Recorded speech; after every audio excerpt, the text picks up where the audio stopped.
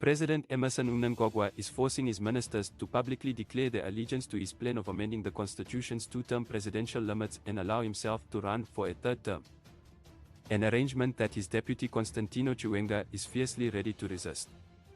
Analysts and observers are now putting much attention to the newly introduced ZANU-PF slogan, 2030 VA Mnangagwa Vantage Vachipo, loosely translated as, 2030 Mnangagwa will still be president. The slogan started with ZANU-PF youths and Politburo members who chanted it at a Youth Day event in Masvingo before the video quickly circulated online. Mnangagwa, who once dismissed claims that he wants to extend his term in office, has since accepted the slogan as evidenced by the recent rally in Mashonaland East where he forced all his ministers to shout the ZANU-PF slogan, which included the latest verse, 2030 VA Mnangagwa Vantage Vachipo. After chanting the controversial slogan, other ministers like Angeline Gata, who is Mnangagwa's niece, were just dramatic. She would shout, Pozine Mutinya Sendo. Others would say, Pozine Hubu. Mnangagwa's unpopular ambition to stay in power beyond the constitutional limits has caused division in the ruling party, with Chiwenga and his allies, who include senior ZANU-PF politicians and military personnel, allegedly planning to resist it. Nihanda Radio understands that Mnangagwa is already consolidating power within ZANU-PF by suspending internal elections and restructuring cell structures countrywide. The move is seen as a bid to eliminate opposition within the party and pave the way for a potential term extension. According to sources within ZANU-PF, the cell structures are the backbone of ZANU-PF.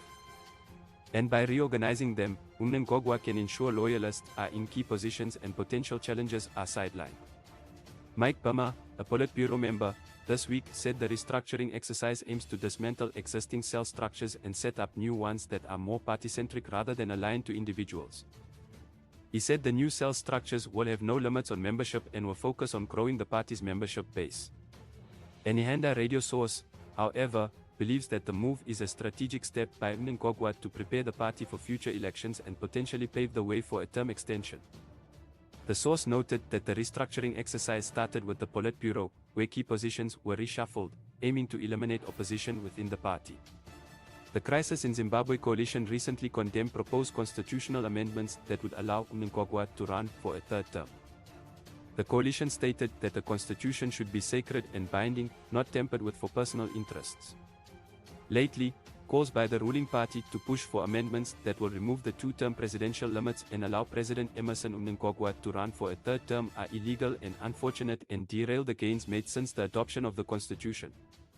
These amendments, which also seek to introduce draconian legislation and further close the democratic and civic space, are stripping Zimbabweans of their fundamental rights and derailing the progress made since the constitution was first established. The Crisis in Zimbabwe coalition reiterates that a constitution should be a sacred, living, and binding document regardless of who is in power. Tampering with the constitution by political elites to serve personal interests erodes democratic values and signals a betrayal of the constitution, which was overwhelmingly voted for by the citizens of Zimbabwe, the organization stated.